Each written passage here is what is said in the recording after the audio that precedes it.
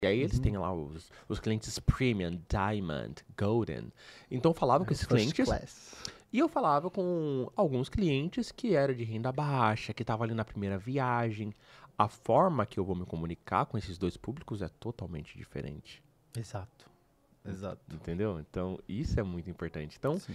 essa questão da comunicação, ela é, assim, pra mim, primordial, principalmente porque ela traz pra você empatia. Quando você se comunica bem, você consegue olhar a necessidade do outro. Sim. Então, isso faz com que você preste mais atenção. Porque se você se comunica bem, é porque você também sabe ouvir bem.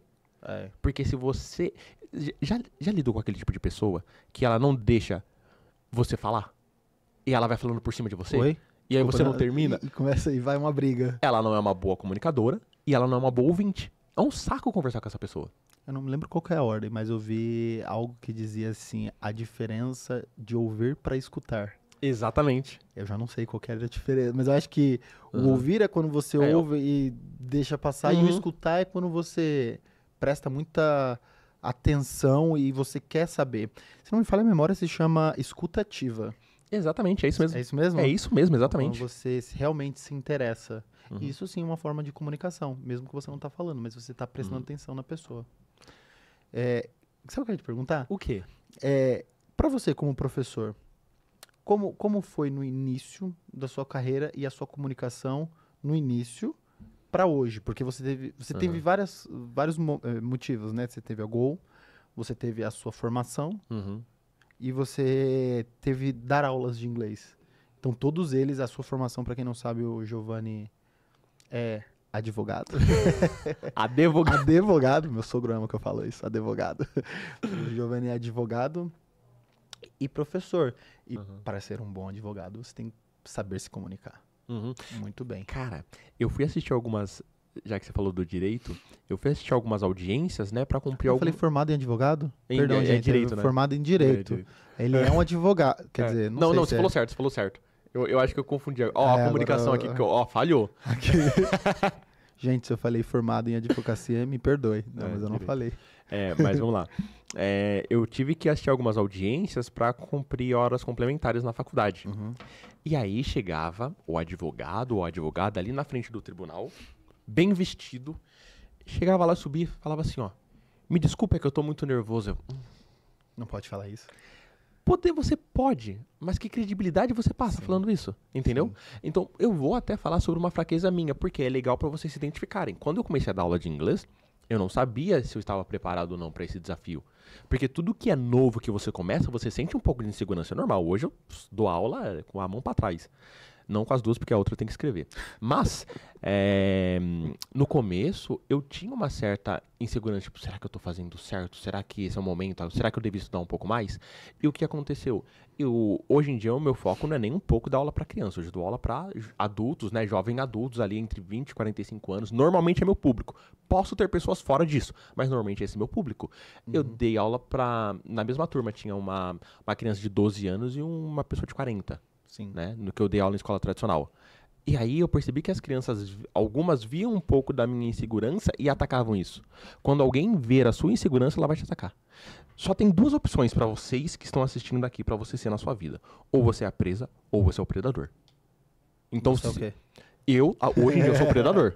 Se você se comporta como presa, você atrai predador. Sim. Se você se comporta como predador, o outro predador te reconhece e ele não vai atrás de você, porque você não é a presa. Sim. Então, isso é muito importante. A comunicação, em todos os âmbitos, até a não verbal, ela tem essa possibilidade, ela tem esse poder de fazer com que você consiga se colocar num lugar e que as pessoas respeitem aquele lugar em que você está.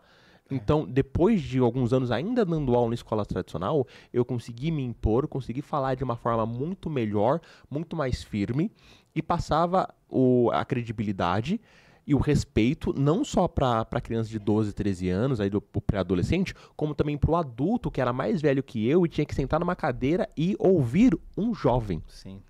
Isso é verdade. Entende? Então, E- isso é essencial também. Você teve alguma experiência com esse tipo de coisa também, com relação à comunicação? Assim, eu nunca ensinei ninguém. Nunca. Não, calma, perdão. Como assim? Eu digo em aula. Ah, No meu trabalho, que eu fazia na Austrália, eu ensinava as pessoas. Então, muita gente chegava lá, não sabia trabalhar na construção, e aí a gente ensinava, né? Eu ensinava. Eu trabalhei com um português e ele era um ótimo profissional, mas um péssimo chefe. Só que eu gostava do jeito dele. Ele era rude, ele ensinava, eu não sei se ele ensinava muito bem, ele ensinava de uma forma lá que algumas pessoas pegavam e outras não. E eu fui seguindo do mesmo jeito que ele. O Charles, uma vez, um investidor sério, ele falou assim, cara, na minha vida eu fui um chefe da hora e algumas vezes eu fui um chefe babaca. E eu lembro que a minha comunicação com essa galera era muito ríspida. E era assim, eu ensinava 2, 3 vezes e era isso. E tinha que aprender. Só que o interessante era que muita gente gostava da forma que eu ensinava, porque aprendia. E é algo que você fala, né? Que você, ao invés de você só ouvir, você tem que fazer. E lá era assim, olha, eu vou te ensinar 1, 2 vezes, 3 vezes e você tem que fazer. Aí pergunta mais uma vez, não, se vira, cara, já te ensinei, se vira. Era mais ou menos assim que eu fazia. Só que quando a pessoa se vira, ela aprende a fazer. Então era mais ou menos desse jeito. Passado alguns anos sendo assim, aí eu entrei em uma outra empresa que era outra mentalidade. Eu já não tinha mais a gritaria. Por quem está trabalhando na construção vai entender o que eu estou falando. É algo, a gente chama de sem massagem. Cara, era sem ser legalzinho. A gente se comunicava do nosso jeito e se era ríspido ou não, se era xingando ou não.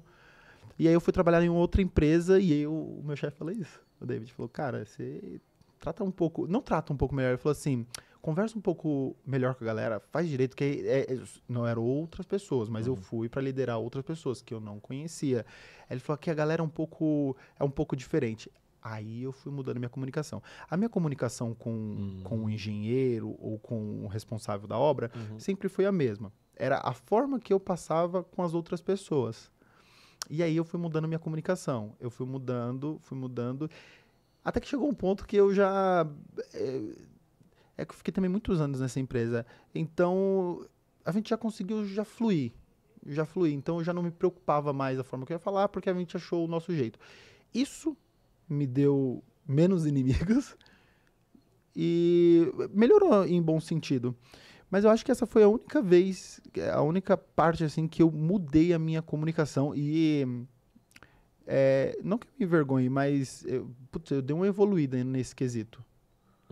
Deu uma evoluída. E olha que engraçado, foi o ambiente. Porque o ambiente que eu trabalhava, a primeira empresa, todo mundo era assim. Então não tinha essa de... Sabe quando a gente brinca que tá um xingando o outro? Sim. Era desse jeito.